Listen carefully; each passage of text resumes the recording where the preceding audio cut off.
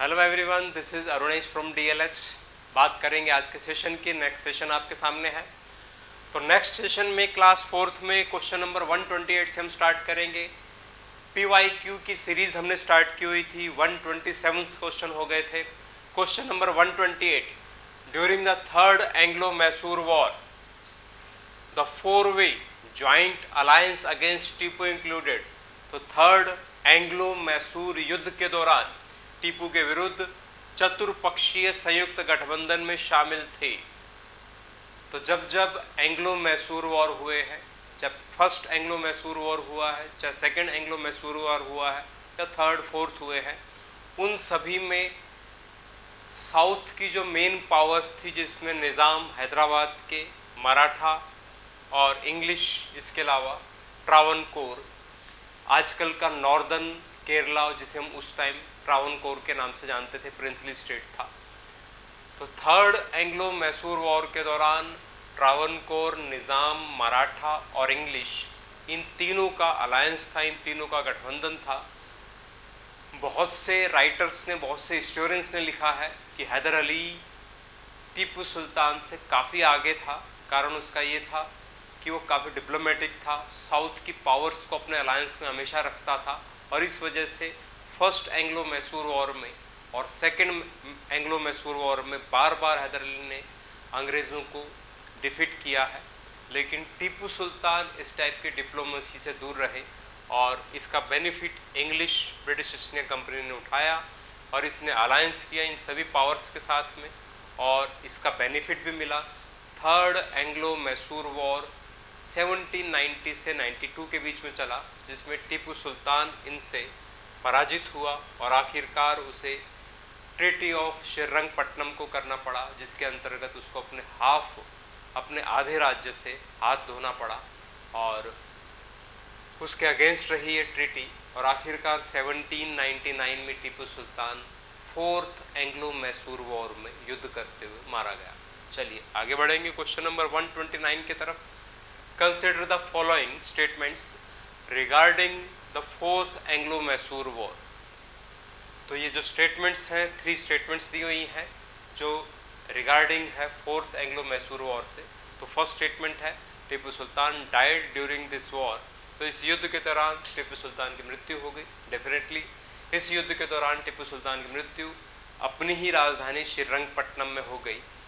Second statement है the English had complete victory in this war and most of the territories of Mysore were annexed to the English kingdom. तो इस युद्ध में अंग्रेज़ों की पूर्ण विजय हुई थी। दक्षिण भारत की तीनों शक्तियाँ इसके साथ में थी, और मैसूर के अधिकांश क्षेत्र अंग्रेज़ी राज्य में मिला लिए गए थे। ठीक है ये। और उसके बाद में क्या किया ब्रिटिश ईस्ट इंडिया कंपनी ने? A child of the Wodeyar dynasty, Krishnaraja second was enthroned and subsidiary treaty was imposed on the Mysore kingdom. तो वोडेयार राजवंश, जिस पर कभी हैदर अली ने अधिकार किया था और मैसूर राज्य की स्थापना की थी, जो विजयनगर एम्पायर का एक पार्ट था, इसके एक बच्चे जिसका नाम था कृष्णराज सेकंड, इसको गद्दी पर बिठाया गया, और मैसूर साम्राज्य के ऊपर लॉर्ड वेलेस्ली ने सहायक संधि लागू कर दी थी। ये भी स्टेटमेंट ठीक है। और हम देखते हैं 1799 में वोडेयार डायनेस्टी को जो मैसूर स्टेट सौंप दिया ब्रिटिश ईस्ट इंडिया कंपनी ने, 1831 तक लॉर्ड विलियम बेंटिंक तक वोडेयार वंश उस पर शासन करता रहा। लेकिन इसके ऊपर मिस रूल का आरोप लगाकर लॉर्ड विलियम बेंटिंक ने 1831 में मैसूर स्टेट को ब्रिटिश ईस्ट इंडिया कंपनी में मिला लिया। और आने वाले टाइम में हम देखते हैं 1881-82 के अंतर्गत जब लॉर्ड रिपन, जो एक लिबरल वायसराय जो इंडिया में आए थे, उन्होंने मैसूर स्टेट वापस वोडेयार वंश को सौंप दिया, और वोडेयार वंश ने मैसूर राज्य पर 1947 तक शासन किया था। तो इसमें ऑल स्टेटमेंट्स ट्रू है। चलिए आगे बढ़ेंगे। क्वेश्चन नंबर 130 आपके सामने। Who amongst the following British Governor Generals founded Asiatic Society of Bengal with William Jones in 1784? इनमें से ब्रिटिश गवर्नर जनरल में से किसने 1784 में विलियम जोन्स के साथ एशियाटिक सोसाइटी ऑफ बंगाल की स्थापना की थी? एशियाटिक सोसाइटी ऑफ बंगाल की स्थापना विलियम जोन्स ने की थी और किस गवर्नर जनरल के टाइम में की थी? वॉरेन हेस्टिंग्स के टाइम में की थी। एशियाटिक सोसाइटी ऑफ बंगाल क्या था?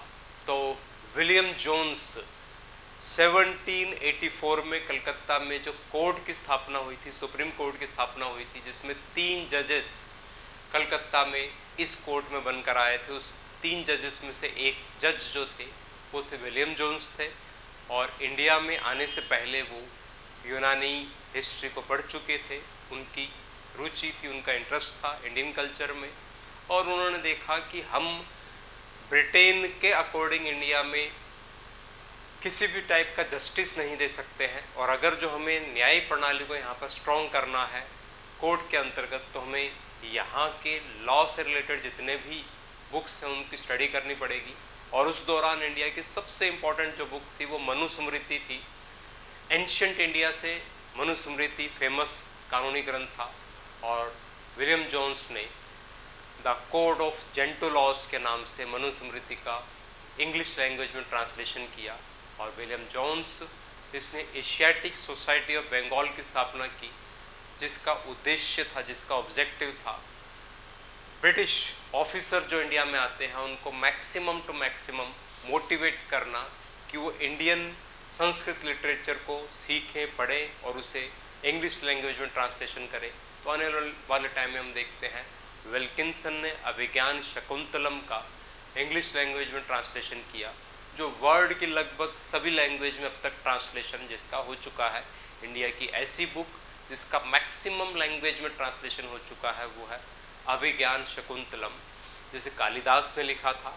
और इस दौरान एशियाटिक सोसाइटी ऑफ बंगाल की स्थापना का मेन ऑब्जेक्टिव था वॉरेन हेस्टिंग्स के टाइम में विलियम जोन्स का, कि ज़्यादा से ज़्यादा मोटिवेट करना अंग्रेज़ों को भारतीय ग्रंथों को पढ़ने में और उसे इंग्लिश लैंग्वेज में ट्रांसलेशन करने में।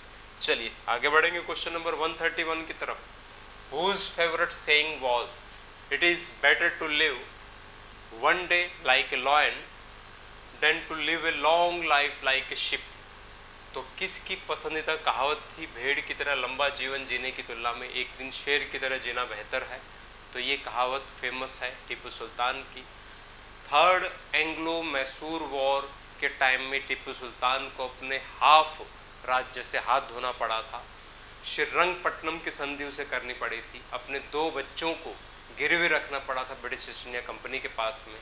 और 1799 में जब 4th एंग्लो मैसूर वॉर हुआ, जिसमें अलायंस मराठों का और निज़ाम का अंग्रेज़ों के फेवर में था, और साफ दिखाई दे रहा था टीपू सुल्तान को कि युद्ध जीतना मुश्किल है, उसके बावजूद टीपू सुल्तान ने युद्ध जारी रखा और युद्ध करते हुए मारा गया। और उसकी ही ये टिप्पणी थी, उसी की ये कहावत थी कि भेड़ की तरह लंबा जीवन जीने की तरह तुलना में एक दिन शेर की तरह जीना बेहतर है। It is better to live one day like a lion than to live a long life like a sheep.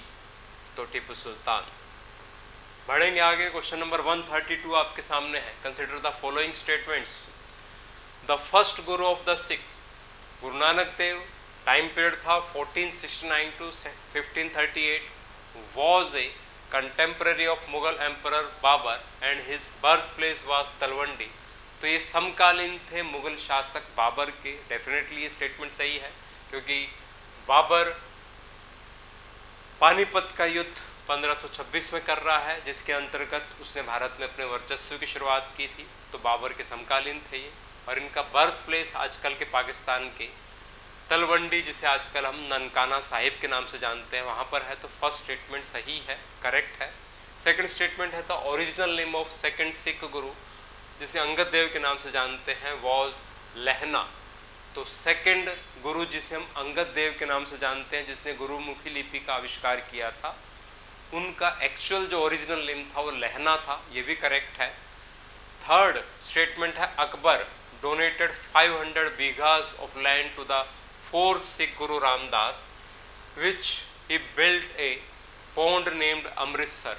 Sir जो वर्ड है हिंदी का, इसे तालाब के नाम से जानते हैं, और इसने अकबर से 500 बीघा जमीन प्राप्त की दान में, और इसके ऊपर इसने एक नगर बसा है जिसे आजकल हम अमृतसर नगर के नाम से जानते हैं, और वहीं पर इसने एक तालाब बनाया जिसे अमृतसर नाम दिया गया था।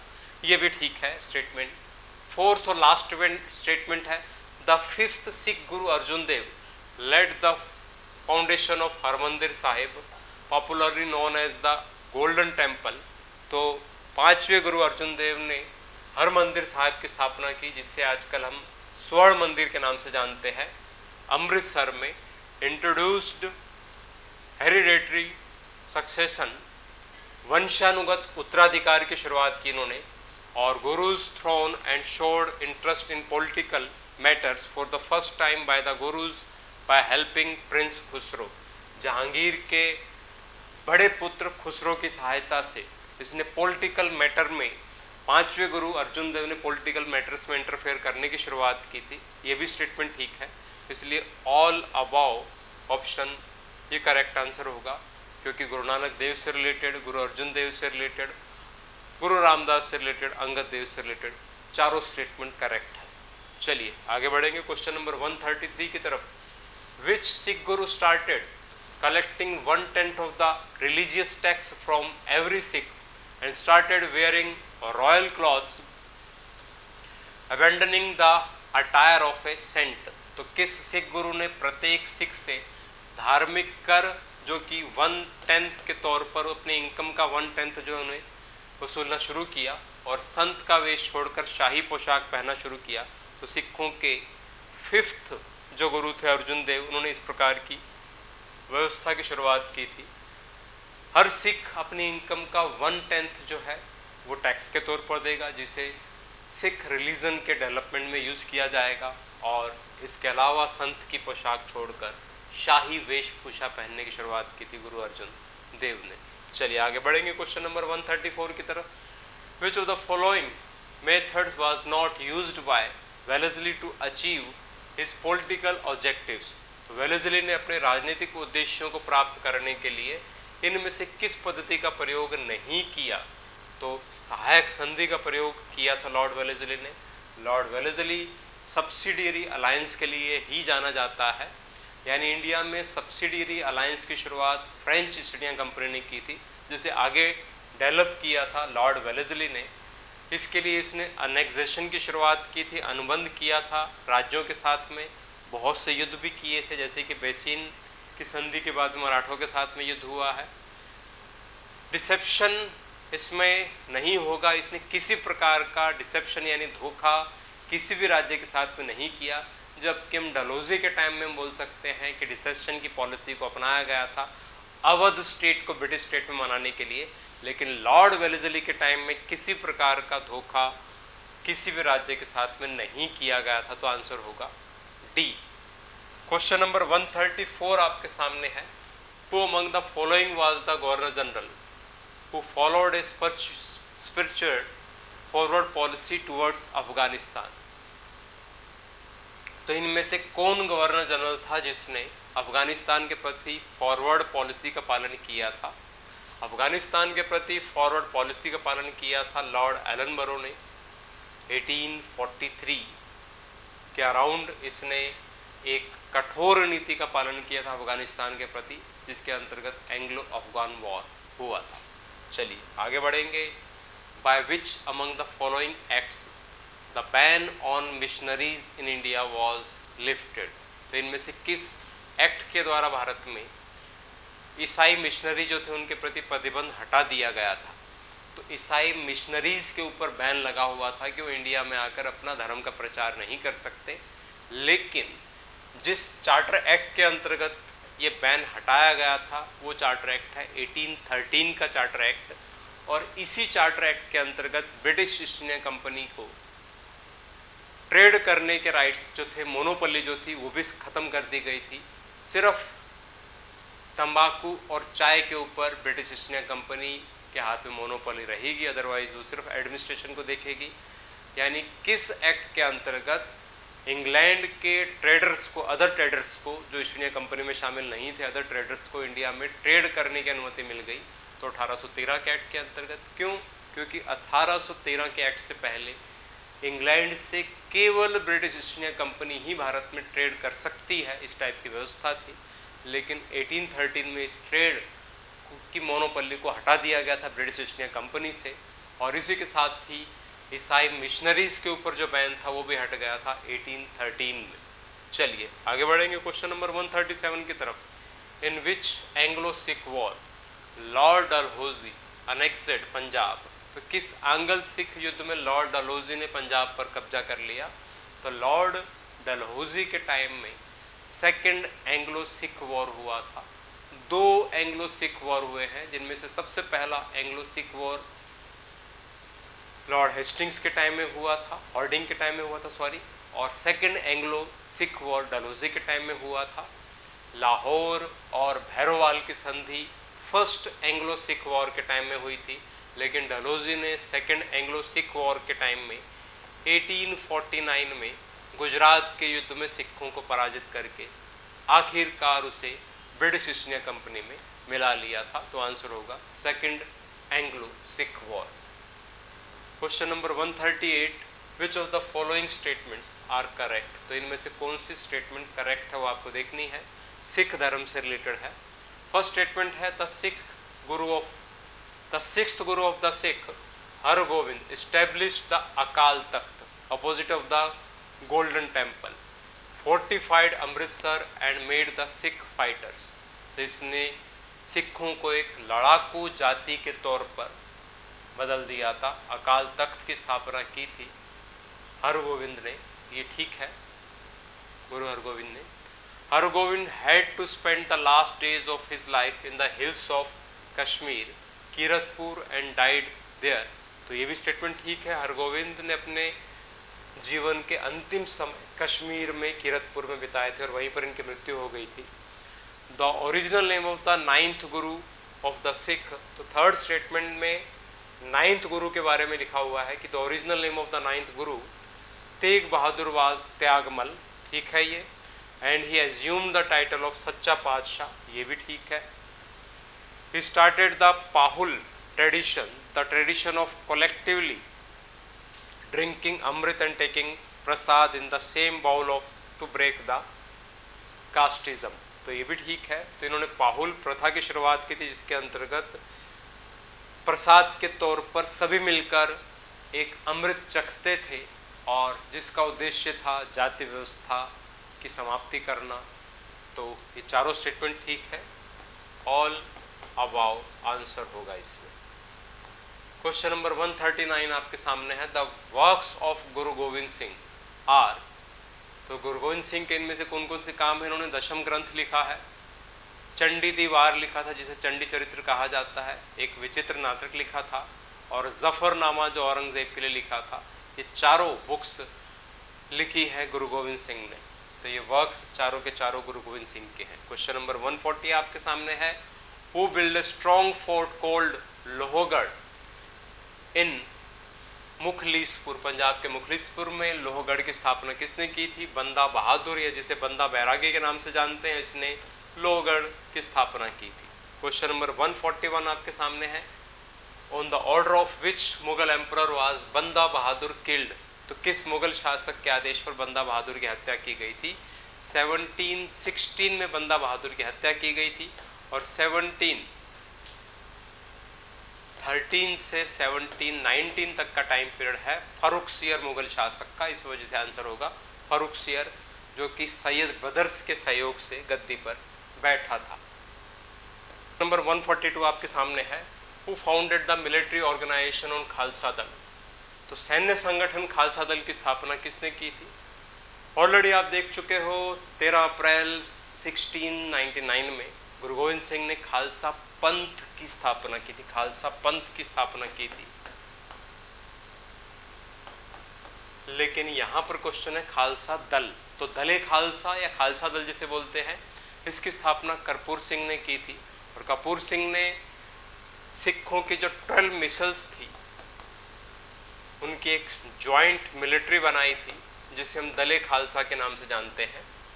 अहमद शाह अब्दाली का बोलबाला था, मुगलों का बोलबाला था, उनके खिलाफ सिखों को सभी को संगठित करके ऑर्गेनाइज करके दले खालसा की स्थापना कर्पूर सिंह ने की थी। चलिए आगे बढ़ेंगे नेक्स्ट क्वेश्चन की तरफ। क्वेश्चन नंबर 143, रंजीत सिंह जिसका टाइम पीरियड है 1792 to 1839 fought many victorious war during his reign, arranged the places conquered by him in chronological order। तो रणजीत सिंह 1792-1839 से अपने शासनकाल में कई विजय युद्ध लड़े, उसके द्वारा जीते गए सभी स्थानों को काल क्रम के अनुसार हमें लगाना है, यानी सबसे पहले जो जीते उसको सबसे पहले रखना है। तो लाहौर पर विजय प्राप्त की थी रणजीत सिंह ने 1799 में। सेकेंड विजय थी अमृतसर की 1802 में। उसके बाद में कांगड़ा जो आजकल के हिमाचल प्रदेश में है 1809 में। इसके बाद में हज़ारा 1819 में, और उसके बाद में पेशावर 1834 में। तो सीक्वेंस होगा इसमें लाहौर सबसे पहले, फिर अमृतसर, फिर कांगड़ा, फिर कश्मीर। कश्मीर यहाँ बीच में हो जाएगा 1819 में, और हज़ारा 1819 और 20 के बीच में। तो लाहौर 1799, अमृतसर 1802, कांगड़ा 1809, कश्मीर 1819, हज़ारा 1819, 20 और पेशावर और पख्तून इलाका जो अफगानिस्तान को टच करता हुआ है उसे सबसे लास्ट में 1834 में जीता था। तो ऑप्शन के अकॉर्डिंग यहाँ पर आंसर होंगे 1, 2, 3, 4। क्वेश्चन नंबर 144 आपके सामने है। After capturing which place did Ranjit Singh assume the title of Maharaja. तो रणजीत सिंह ने किस जगह पर विजय प्राप्त करने के बाद में महाराजा की उपाधि धारण की। तो लाहौर विजय 1799 में किया, और उसी के साथ ही रणजीत सिंह ने अपने नाम के साथ महाराजा का टाइटल धारण किया था, जिसे आजकल हम महाराजा रणजीत सिंह के नाम से जानते हैं। चलिए आगे बढ़ेंगे क्वेश्चन नंबर 145 की तरफ। As a result of which विजय अभियान Ranjit Singh got the cannon named Zamzama. तो किस विजय अभियान के फलस्वरूप रणजीत सिंह को जमजमा नामक तोप प्राप्त हुई थी। जमजमा नाम की तोप प्राप्त हुई थी रणजीत सिंह को, जो उस समय लगभग 14 फीट लंबी होती थी एक तोप, और काफ़ी हैवी तोप थी वो। तो उस समय की काफ़ी फेमस तोप थी जमजमा। ये रणजीत सिंह को अमृतसर विजय अभियान के दौरान प्राप्त हुई थी। भंगी मिसल से लाहौर और अमृतसर पर विजय प्राप्त की रणजीत सिंह ने, और इसी दौरान रंजीत सिंह को जमजमा नाम की तोप प्राप्त हुई थी, जो उस समय की काफ़ी हैवी और काफ़ी बड़ी तोप मानी जाती थी। क्वेश्चन नंबर 146 आपके सामने है। From which misl did Ranjit Singh snatch Lahore political capital of Punjab and Amritsar religious capital of Punjab. Ranjit Singh ने किस मिसल से लाहौर पंजाब की राजनीतिक राजधानी और अमृतसर पंजाब की धार्मिक राजधानी छीनी थी। तो भंगी मिसल से इसने ये प्राप्त किया था रणजीत सिंह ने। ऑलरेडी हम डिस्कस कर चुके हैं लास्ट क्वेश्चन में। दो लिस्ट दी गई है, match list 1 with list 2। First list में treaty made by Ranjit Singh है, और सेकंड लिस्ट में with whom the treaty was made. तो किसके साथ में संधि की रणजीत सिंह ने, सेकंड लिस्ट में है। और कौन सी संधि की, तो फर्स्ट लिस्ट में है। ट्रीटी ऑफ अमृतसर 1809 में लॉर्ड मिंटो के साथ में की थी, जिसके अंतर्गत सतलुज नदी को पंजाब की पूर्वी सीमा ईस्टर्न बाउंड्री को मान लिया गया था, और सतलुज नदी को कभी भी रणजीत सिंह क्रॉस नहीं करेंगे, लेकिन western side, northern side Ranjit Singh अपने राज्य का कितना भी प्रसार कर सकते हैं। विलियम बेंटिंग के टाइम में कर्नल बर्न्स भारत में आए थे, पंजाब में आए थे, और उसके साथ में ट्रीटी ऑफ रोपड़ हुई थी। और लॉर्ड ऑकलैंड, शाह सूजा और रणजीत सिंह के बीच में त्रिपक्षीय संधि हुई थी, जिसे हम ट्राईपार्टाइट ट्रीटी के नाम से जानते हैं 1836 में। इस वजह से आंसर होगा 1, 2, 3। क्वेश्चन नंबर 148 आपके सामने है। In the treaty of Amritsar between Ranjit Singh and the British which river was determined as the boundary between the two territories. तो रणजीत सिंह और अंग्रेजों के बीच अमृतसर की जो संधि हुई थी, इसमें दोनों प्रदेशों के बीच की सीमा निर्धारण की गई थी। कौन सी नदी को, तो सतलुज नदी को पंजाब स्टेट की ईस्टर्न बाउंड्री मान लिया गया था। पंजाब स्टेट की ईस्टर्न बाउंड्री मान लिया गया था। क्वेश्चन नंबर 149 है, Ranjit Singh recruited various foreigner in his state administration, specially military administration, which included. तो स्पेशली महाराजा रणजीत सिंह ने फ्रेंच ईस्ट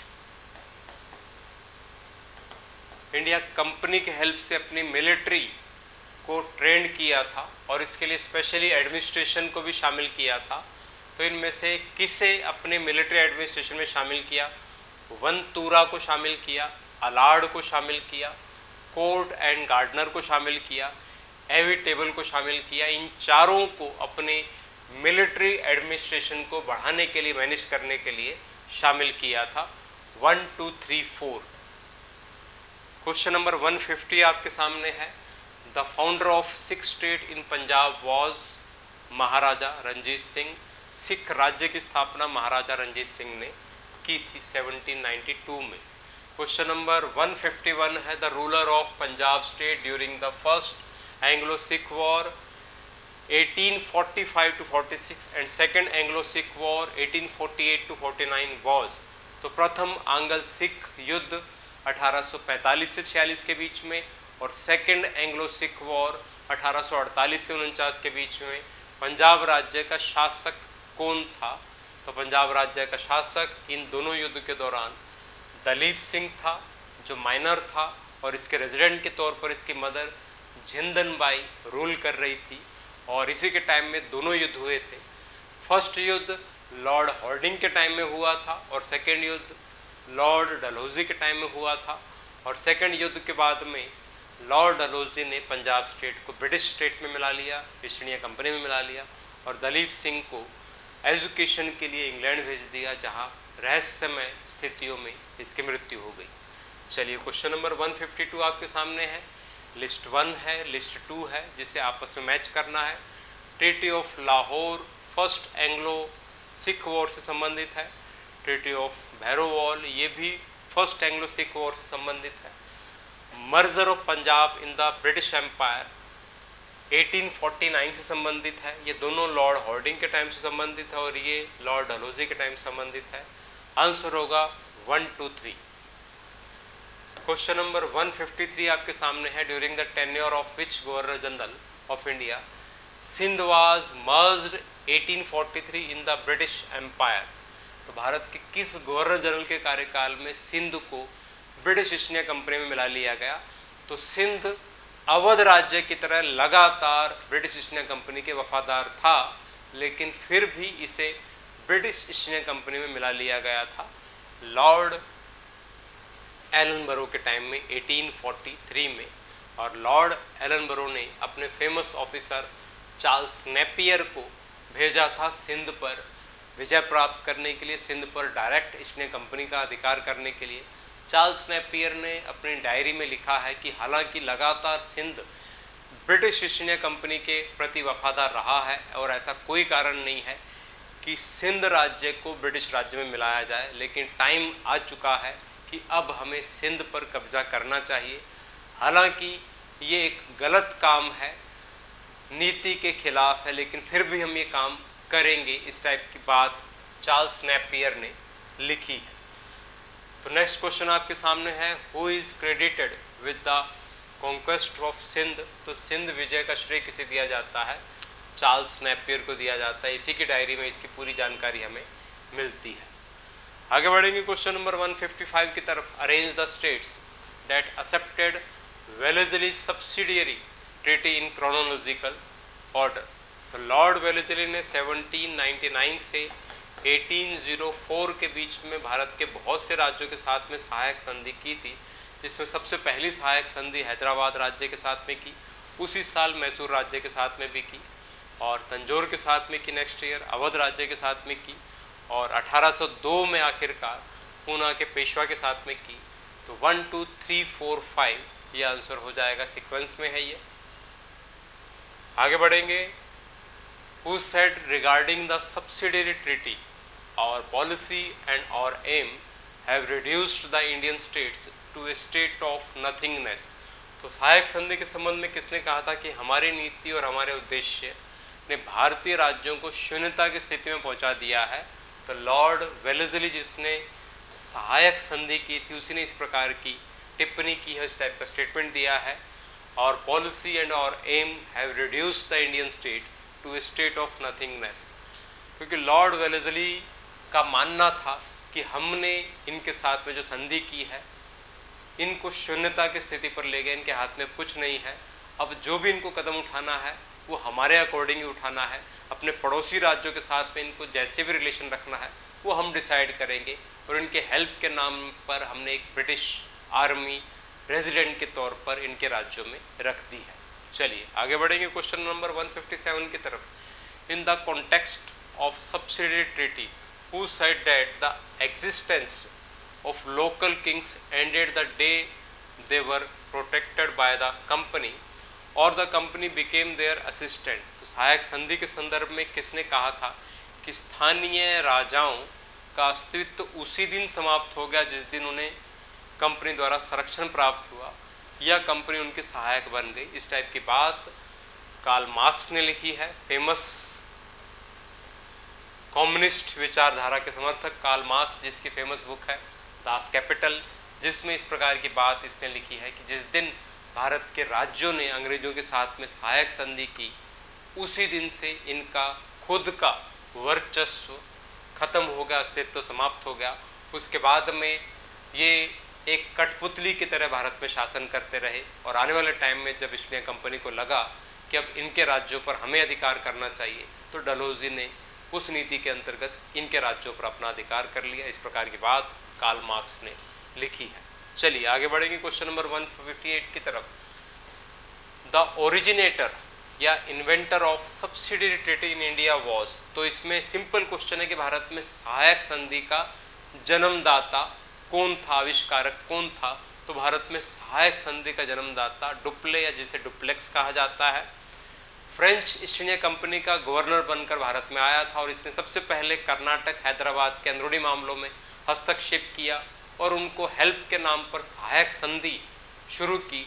लेकिन आने वाले टाइम में ब्रिटिश ईस्ट इंडिया कंपनी ने फ्रेंच ईस्ट इंडिया कंपनी को बुरी तरीके से पराजित किया और आखिरकार French east India company Bharat में केवल ट्रेड तक सीमित रह गई।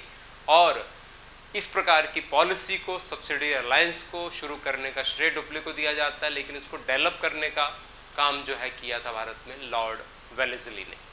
तो यहाँ पर आंसर होगा Dupleix. Who gave a definite and comprehensive form of the subsidiary treaty, तो सहायक संधि को निश्चित और व्यापक रूप किसने दिया था, तो लॉर्ड वेलेस्ली ने दिया था। शुरुआत डुप्ले ने की लेकिन उसको आगे बढ़ाया लॉर्ड वेलेस्ली ने। क्वेश्चन नंबर 160 आपके सामने है, लिस्ट 1 लिस्ट 2 आपके सामने है जिनको आपस में मैच करना है। तो सेपरेशन ऑफ पिंडारीज, पिंडारियों का दमन किसके टाइम में हुआ, लॉर्ड हेस्टिंग्स के टाइम में हुआ।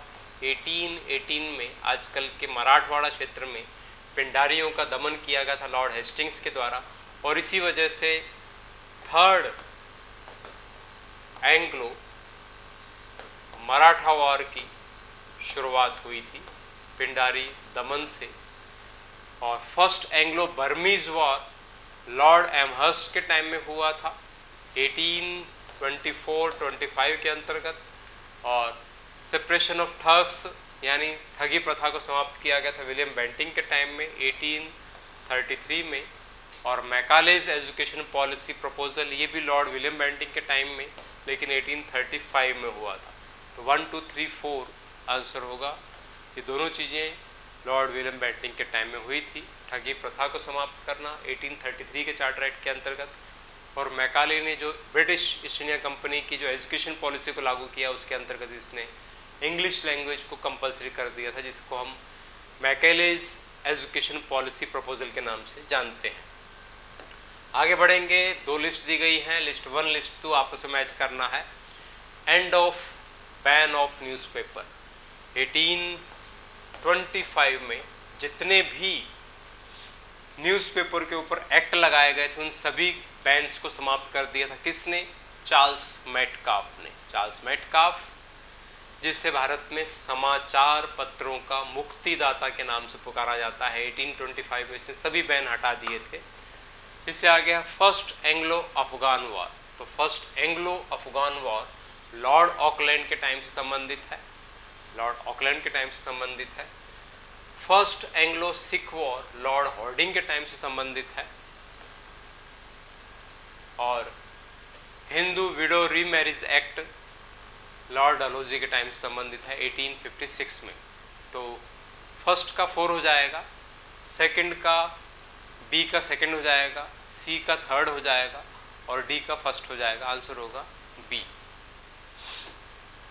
आगे बढ़ेंगे क्वेश्चन नंबर 162 की तरफ। The governor general who band the adoption system was, गोद लेने की व्यवस्था पर प्रतिबंध लगाने वाला गवर्नर जनरल था लॉर्ड डलहौजी। लॉर्ड डलहौजी ने सातारा, संबलपुर, जैतपुर, नागपुर, झांसी इन सभी राज्यों पर गोद लेने की व्यवस्था के ऊपर बैन लगा दिया था और उन्हें ब्रिटिश ईस्ट इंडिया कंपनी में मिला लिया था। तो डॉक्ट्रिन ऑफ लैप्स पॉलिसी जो डलहौजी की है वो इसी से संबंधित है। आगे बढ़ेंगे क्वेश्चन नंबर 163 की तरफ। Dalhousie's principle of confiscation arrange the statements which fell prey to the ban of adoption system in chronological order. Dalhousie का जब्ती का सिद्धांत, इसे हम डॉक्ट्रिन ऑफ लैप्स के नाम से भी जानते हैं, उन राज्यों को क्रोनोलॉजिकल सिस्टम में आपको लागू करना है जिनके ऊपर गोद लेने पर प्रतिबंध लगा दिया गया था। तो सातारा पर सबसे पहले लगाया गया था, संबलपुर और जैतपुर पर लगाया गया था, उसके बाद में बगहाट मध्य प्रदेश में इसके ऊपर लगाया गया था, उदयपुर पे लगाया गया था, झांसी पर लगाया गया था, लास्ट में 1853-54 में नागपुर पर लगाया गया था। 6 स्टेट्स के ऊपर डॉक्ट्रिन ऑफ लैप्स को लागू किया गया था और ये क्रोनोलॉजिकल ऑर्डर में है, कालक्रम के अनुसार है। 1848 टू 1854 के बीच में इन सभी स्टेट्स के ऊपर बैन लगा दिया गया था डलहौजी के द्वारा और उनको ब्रिटिश ईस्ट इंडिया कंपनी में मिला लिया गया था। क्वेश्चन नंबर 164 आपके सामने है, लिस्ट 1 और लिस्ट 2। तो ट्रीटी ऑफ सुगोली जो नेपाल के साथ में संधि की गई थी, लॉर्ड हेस्टिंग्स के टाइम में 1816 में की गई थी।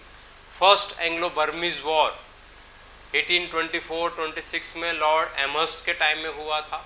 सेकंड एंग्लो बर्मीज वॉर 1852 में हुआ था लॉर्ड डलहौजी के टाइम में।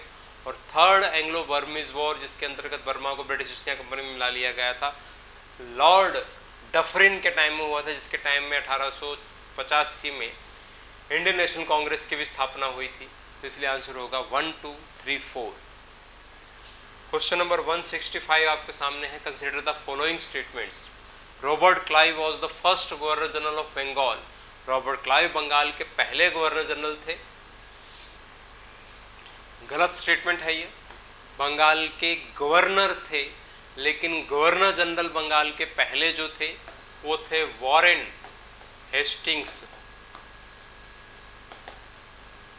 वॉरेन हेस्टिंग्स 1773 में बंगाल के पहले गवर्नर जनरल थे और विलियम बेंटिंक भारत के पहले गवर्नर जनरल थे, क्योंकि 1833 के एक्ट के अंतर्गत लॉर्ड विलियम बेंटिंक को भारत का फर्स्ट गवर्नर जनरल बना दिया गया था। इस वजह से आंसर होगा ओनली सेकंड आंसर होगा, फर्स्ट स्टेटमेंट गलत है।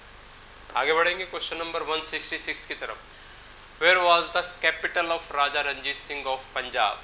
तो राजा रंजीत सिंह की, महाराजा रंजीत सिंह की कैपिटल थी लाहौर, पॉलिटिकल कैपिटल इनकी लाहौर थी। इस वजह से आंसर होगा लाहौर। बहुत बार क्वेश्चन आया हुआ है, बहुत से स्टूडेंट्स अमृतसर को टिक करते हैं, अदरवाइज आपको देखना पड़ेगा कि एक्चुअल में कैपिटल जो थी महाराजा रंजीत सिंह की वो लाहौर थी। बढ़ेंगे आगे क्वेश्चन नंबर 167 की तरफ। Which one of the following was not a possible reason for the success of Nadir Shah military campaign on Delhi. तो दिल्ली पर नादिर शाह के सैन्य अभियान की सफलता के लिए इनमें से कौन सा संभावित कारण नहीं था। तो नादिर शाह जिसने 1839 में भारत में आक्रमण किया है और मोहम्मद शाह रंगीला जो उस समय मुगल शासक था और नादिर शाह के बीच में जो युद्ध हुआ है उसे हम बोलते हैं बैटल ऑफ करनाल। करनाल का युद्ध 1839 में, जिसमें मुगल शासक मोहम्मद शाह रंगीला पराजित हो गया था और नादिर शाह ने लगभग 1 मंथ तक दिल्ली नगर को लूटा था। तो इनमें से कौन सा कारण है जो संभावित कारण नहीं है जिसके अंतर्गत नादिर शाह को भारत में सफलता प्राप्त हुई, तो वीक मुगल एम्परर, ये सही है, इसकी वजह से इसको सफलता प्राप्त हुई थी।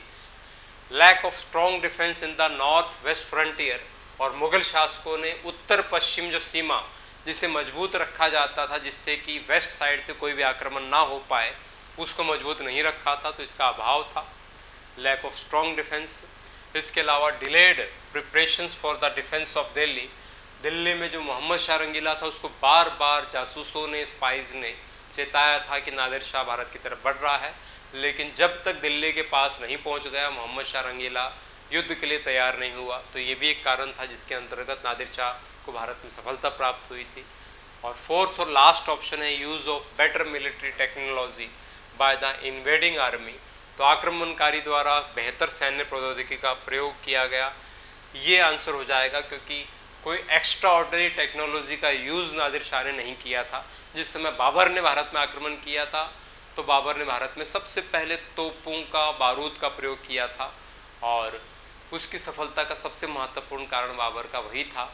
लेकिन नादिर शाह ने किसी एक्स्ट्रा ऑर्डिनरी टेक्नोलॉजी का यूज़ मिलिट्री में नहीं किया था। इस वजह से आंसर होगा डी, कि मेन ये कारण जो है, ऐसा नहीं लगता जिस वजह से नादिर शाह को भारत में सफलता प्राप्त हुई हो, लेकिन इन तीनों कारणों को इसमें शामिल किया जाता है जिसके अंतर्गत नादिर शाह को भारत में सफलता प्राप्त हुई। कोहिनूर का हीरा, तख्ते ताउस, मयूर सिंहासन भारत से ले गया था नादिर शाह। क्वेश्चन नंबर 168 आपके सामने है, विच one of the following is not true about king Martand Verma of Kerala, तो केरल के ट्रावनकोर के जो शासक थे, इनके बारे में इनमें से कौन सा स्टेटमेंट गलत है। तो ही रूल्ड ट्रावनकोर, तो ट्रावनकोर पर इन्होंने शासन किया था, ये ठीक है। ही सप्रेस्ड द फ्यूडल लॉर्ड्स, इन्होंने सामंतों का दमन किया था, ये भी ठीक है। He organize a strong and modern army, इन्होंने मजबूत और आधुनिक सेना का आयोजन किया था, ये भी ठीक है। He paid heavy bribes to European officials to maintain peace, तो इसने शांति बनाए रखने के लिए यूरोपीय अधिकारियों को भारी रिश्वत दी थी। इस टाइप का कोई भी प्रमाण नहीं मिलता, इस वजह से आंसर हो जाएगा डी, ये कोई भी प्रमाण नहीं मिलता कि इस टाइप की इन्होंने बहुत सी रिश्वत प्रोवाइड की थी। बढ़ेंगे क्वेश्चन नंबर 169 की तरफ।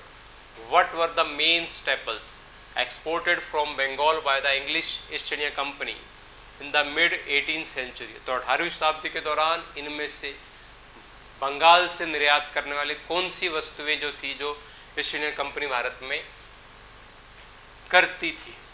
तो raw cotton, oil seeds and opium, sugar, salt, zinc and lead, तो कपास का करती थी, रेशम का भी करती थी, शोरा का भी करती थी, अफीम का भी करती थी, लेकिन बंगाल से मसालों का नहीं किया गया, सोने का नहीं किया गया, जस्ता, सीसा का नहीं किया गया, तिलहन का नहीं किया गया। इस वजह से आंसर होगा डी, कपास, रेशम,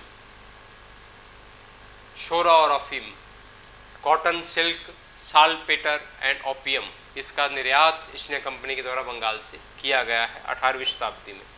नेक्स्ट क्वेश्चन आपके सामने है, question number 170। Who was victorious in the first Anglo Mysore war 1767 to 69, तो प्रथम आंग्ल मैसूर युद्ध 1767 से 69 के बीच में कौन विजयी रहा। तो डेफिनेटली हैदर अली विजयी रहा। इसके अंतर्गत इसने ट्रीटी ऑफ मैद्रास किया जो हैदर अली के फेवर में रहा था काफ़ी। Question number 171। Who was the nawab of Bengal at the time of the battle of Plassey, तो 1757 के पलासी के युद्ध के दौरान बंगाल का नवाब कौन था। तो डेफिनेटली सिराजुद्दौला था। ऑलरेडी हम बहुत से क्वेश्चन इससे रिलेटेड कर चुके हैं और इससे रिलेटेड जितने भी क्वेश्चन किए उसमें क्लियर हो जाता है कि 1756 से 57 तक का टाइम पीरियड था सिराजुद्दौला का। और पलासी के युद्ध में रॉबर्ट क्लाइव ने विश्वासघात का युद्ध किया। उसने मीर जाफर, मानिकचंद, जगत सेठ जैसे व्यक्तियों को अपने साथ मिलाया जिन्होंने पार्टिसिपेशन नहीं किया युद्ध में, सिर्फ खड़े रहे। और 3.5 घंटे के युद्ध में नवाब सिराजुद्दौला मीर जाफर के पुत्र मीर मीरन के द्वारा मारा गया और मीर जाफर को कठपुतली शासक बनाया गया 1757 से 60 के बीच में बंगाल का। इससे आगे आज का सेशन ख़त्म हो जाता है। क्वेश्चन 171 यहाँ पर ख़त्म हो जाते हैं और ये टॉपिक भी ख़त्म हो जाता है जिसमें हमने बंगाल, पंजाब और मैसूर स्टेट्स को किया। और ब्रिटिश ईस्ट इंडिया कंपनी की शुरुआत जिन स्टेट से भारत में हुई थी वो हमने टॉपिक को किया। नेक्स्ट जो टॉपिक है वो इकोनॉमी से रिलेटेड है, यानी ब्रिटिश ईस्ट इंडिया कंपनी के टाइम में जो इकोनॉमिक डेवलपमेंट भारत में हुए उससे रिलेटेड जितने भी क्वेश्चंस एग्जाम में आए हुए हैं उन सभी क्वेश्चंस को करेंगे। ये भी एक बेटर सेशन रहने वाला है, इंपॉर्टेंट सेशन रहने वाला है। जुड़े रहिए DLH के साथ में, रेगुलर प्रैक्टिस करते रहिए जिससे कि क्लैरिटी जो है आपकी बढ़ती रहे, और क्लैरिटी बढ़ेगी तो डेफिनेटली जो है आप क्वेश्चन में ऑप्शंस को देखकर ही टिक करते चले जाओगे। जुड़े रहिए DLH के साथ।